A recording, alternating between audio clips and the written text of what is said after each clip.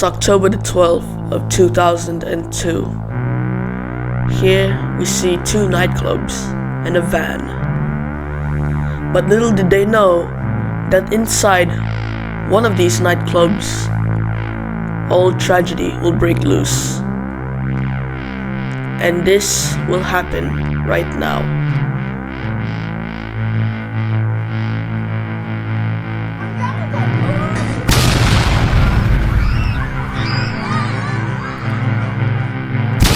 And even more worse, other businesses nearby were also destroyed in a few matter of minutes, in which happens right now.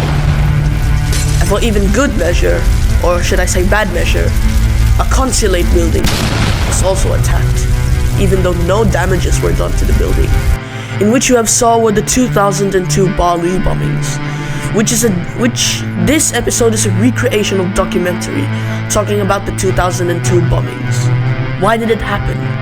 And why did it end in tragedy? In this episode of Disasters of Yesteryear, we're traveling to Southeast Asia, in which we'll ask how, what, and why there were bombings in Bali.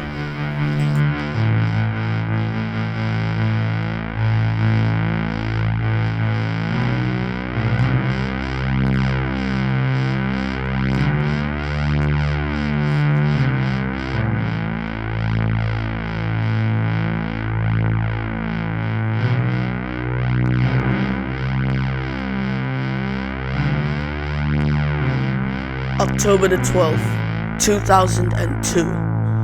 There, all hell will break loose. The 2002 Bali bombings were a series of bombings located in the island of Bali in Indonesia on October the 12th of 2002. The targets of the bombings were three buildings: the Sari Club, the Paddy's Pub, and a U.S. consulate building in Denpasar. As you can tell by the photos, we are in the Indonesian island of Bali, a playground for the rich and a home for some locals who live there. The island of Bali is basically known as a tourist destination for the rich, semi-rich, semi-poor, semi-rich, and to the locals who live there. And as I said before, Bali is the target. And the reason why, those two terrorist groups hated the Americans, and they know that on October there could be some Americans in the nightclub district. The two main targets are these two nightclubs, the Paddy's Pub and the other one, the Sari Club. Both will be destroyed in the attacks. The attack was done by two terrorist groups, in which, since this is also going to be posted on Facebook, I think, I do not want to say the names of those terrorist groups. You can find it by searching up Wikipedia. The inside of the Paddy's Pub is packed.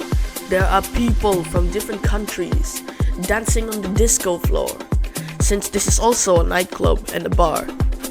And yet, most of the casualties are living inside here, in this pub. It would only be a matter of seconds before the entire club blows up to smithereens.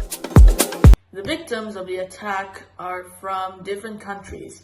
Those include Australia, Indonesia, of course, the United Kingdom, the United States, Germany, Sweden. I have a crush on Princess Estelle of Sweden, by the way. Netherlands, France, Denmark, Switzerland, New Zealand, Brazil, Canada.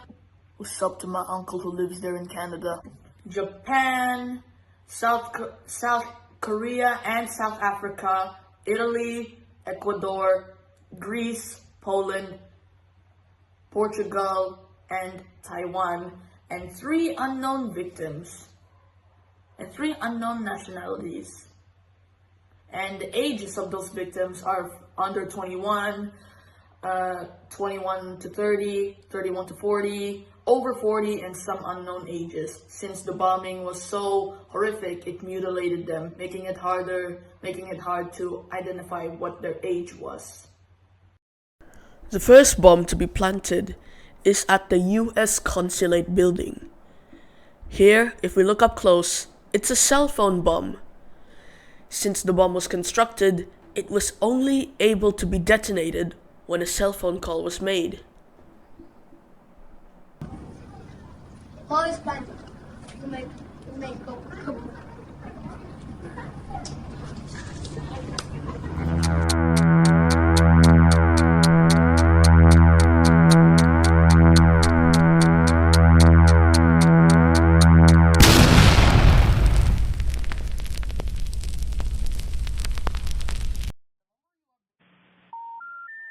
The number you dialed is not in service.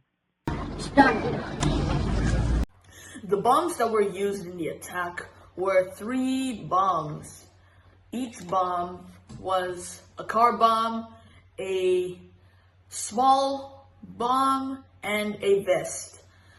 The car bomb was a Mitsubishi L300 van with a plastic explosive, which is difficult to obtain, and that plastic explosive was C4. Yeah, C4. And along with that was potassium chlorate, aluminum powder, and sulfur, which was mixed with a TNT booster. And yeah, that's all I have for the car bomb. And along with that was a small bomb that was planted outside of the consulate building, which was activated by a cell phone call. Yes, it was a cell phone bomb. And the final one was a vest bomb, or a backpack. A vest or a backpack, whatever. Blah, blah, blah, blah, blah. The Mitsubishi van pulls up in front of the Sari Club, and one of the main terrorists comes out and goes directly inside of the Paddy's pub. Now, as we go inside of the Paddy's pub, it's still packed. Here we see the terrorist bomber walking inside with the backpack bomb inside. It's only a few matter of seconds or minutes before it blows up. The explosion was so violent that it literally destroyed any other businesses or houses in the area. Since the explosion from the car bomb was devastating, the 2 nightclubs were reduced to rubble. And yet, both clubs either had caught on fire, had blah blah blah blah blah blah. I have no words to say. All I have to say is that the explosion was so devastating, it blew up most of Bali, I think. Yeah, thank you so much, Smarty Pants. Now let's see the explosion.